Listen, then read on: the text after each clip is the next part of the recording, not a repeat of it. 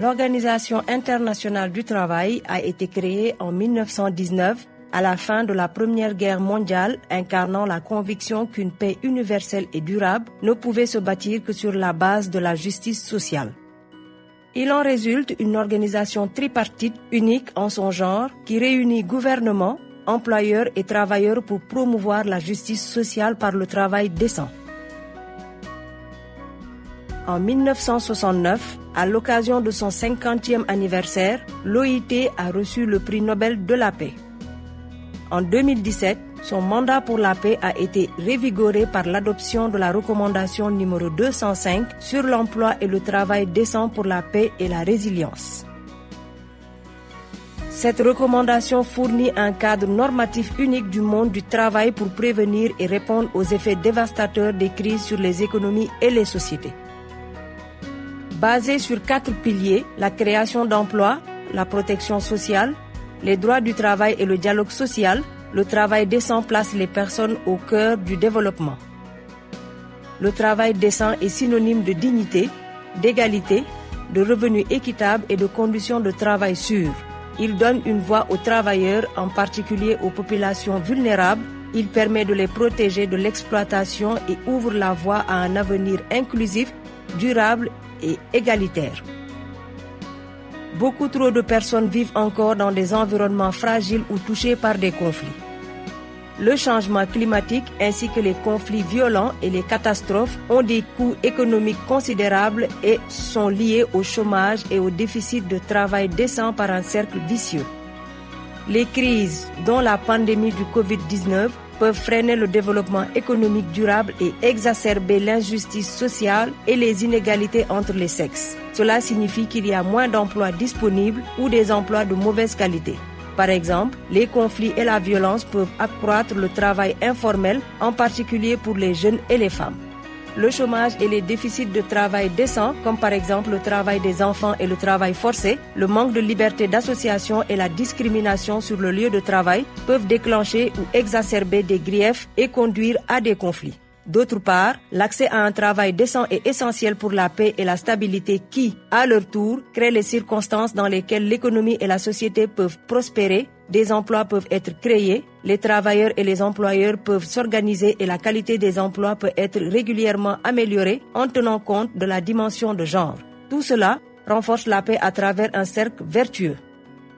L'égalité des sexes et la non-discrimination sont au cœur de ce cercle vertueux.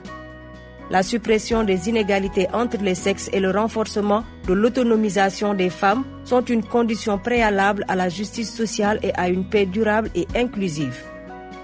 Comment l'OIT devrait-elle s'engager dans les contextes fragiles?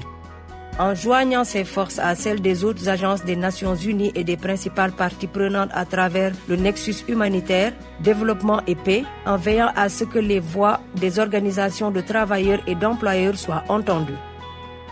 La complexité des crises actuelles ne peut être traitée par un seul acteur ou par une approche cloisonnée.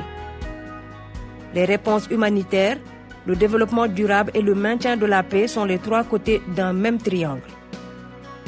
Dans les contextes de conflits et de crises prolongées, nous devons tous assurer la cohérence, la complémentarité et la collaboration à travers le nexus.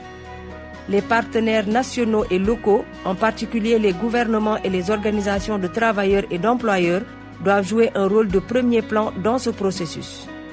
Dans les interventions d'urgence, les acteurs humanitaires traditionnels s'attachent à sauver des vies et à fournir des moyens de subsistance immédiats.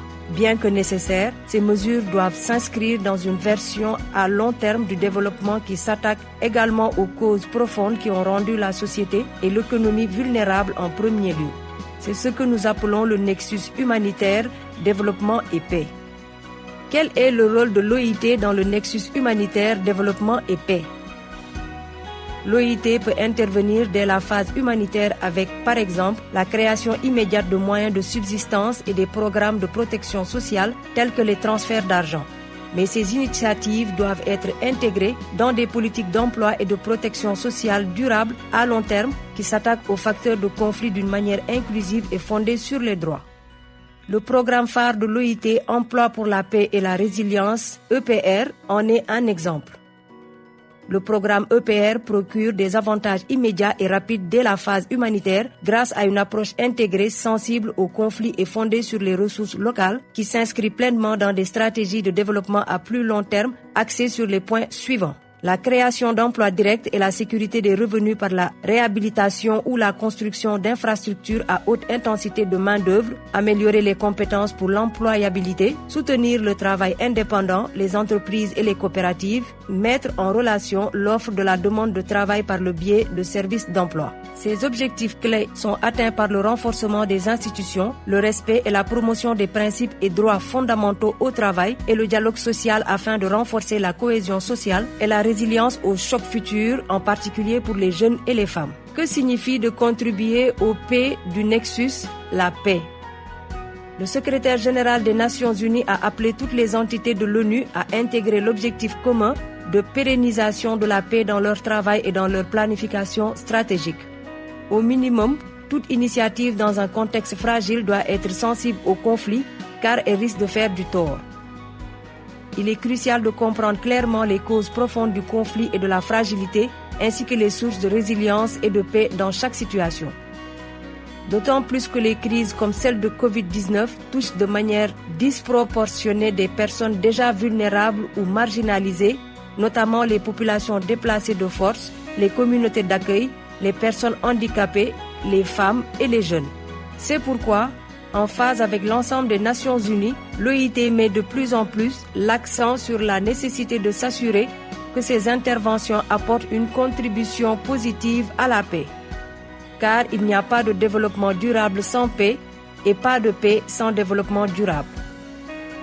Comment distinguer une intervention non sensible au conflit d'une intervention qui contribue activement à la paix? Si nous mettons en œuvre un programme pour l'emploi et le travail décent qui se concentre sur des secteurs économiques dominés par des personnes d'une même ethnie, d'un sexe ou d'une communauté, nous augmentons involontairement leur domination, renforçant ainsi le ressentiment et le sentiment d'exclusion parmi les autres groupes. C'est une intervention non sensible au conflit car elle ignore la dynamique du pouvoir au cœur du conflit.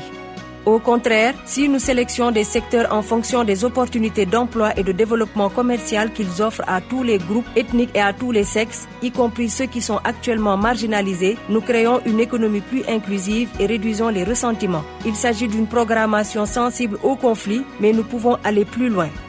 Les programmes peuvent cibler les jeunes les plus susceptibles d'être recrutés par des groupes extrémistes violents, ce qui réduit encore le risque de conflits violents et leur donne non seulement un emploi, mais aussi une voix, une qualification et une dignité.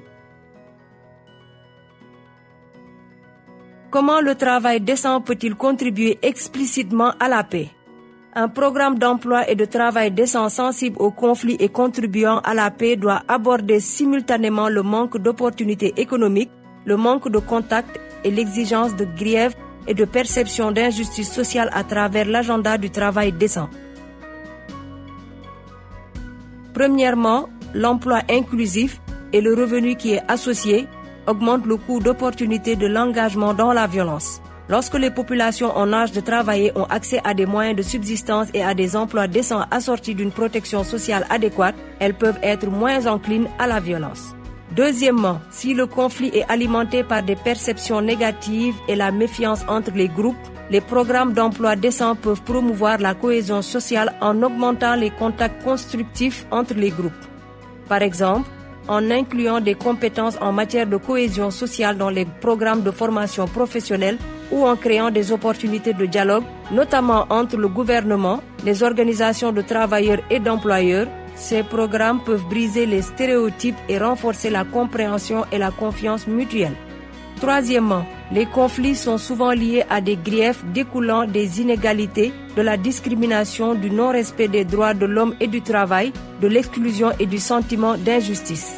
Parfois, ce n'est pas le manque d'emploi, mais l'expérience d'un emploi exploité, précaire et informel où les droits fondamentaux ne sont pas respectés qui alimente les griefs.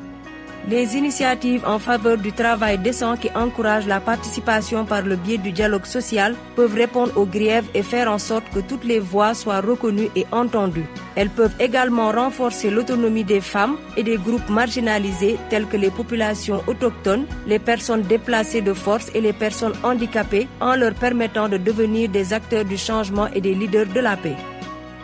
En conclusion, les 4 piliers du travail décent, création d'emplois, protection sociale, droit au travail et dialogue social, détiennent les clés d'un avenir dont nous pouvons tous être fiers, un avenir fondé sur la justice sociale.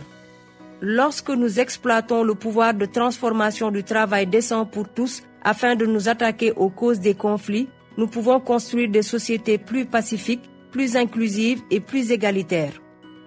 Le travail décent renforce l'autonomie des personnes, les rassemble et leur donne un revenu, de l'espoir, une voix et de la dignité. C'est le chemin qui mène de la fragilité à la résilience, d'un conflit à la paix durable.